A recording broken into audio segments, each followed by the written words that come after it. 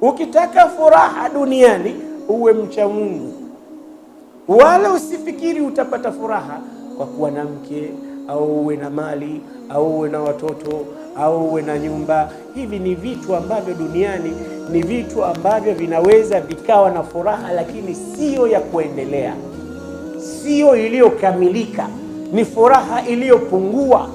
Ikiwa Mtume SAW kataja, lakini binadamu ujue Mtume sallallahu alaihi wasallam anatuambia furaha ya kweli katika hadithi ambazo wamezitoa itapatikana tu peponi.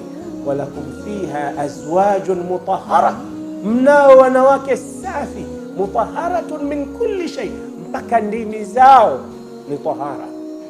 Hawajui kutukana, hawajui kutusi, hawajui kusuta. Hawajui kusuta mwanamume wewe, basi mwanamume makanzu tu ndo kusutwa mwenyewe hivi hapo, basi umekataa kutoa hela. Na siku ukienda ukitoa hela nyumbani unakuwa mwanamume mzuri kabisa. Basi Mwenyezi Mungu anasema mtapata walio safi, wametahirika vinywa vyao na kila kitu chao ni safi, kwa sababu kule ndo kuna hayatun haqiqiyya. Sasa hizi saumu na ibada zote nyingine tunazozifanya mwisho wake ni huko. Katika suratu Ali Imran kuna watu Allah amewasifu na sifa maalum baada ya kuambia kimbilieni peponi.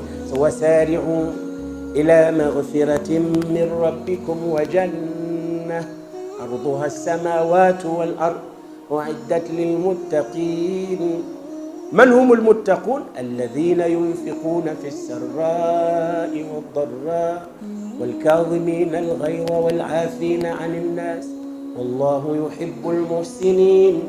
والذين إذا فعلوا فاحشة أو ظلموا أنفسهم ذكروا الله فاستغفروا لذنوبهم ومن يغفر الذنوب إلا الله ولم يصروا على ما فعلوا وهم يعلمون.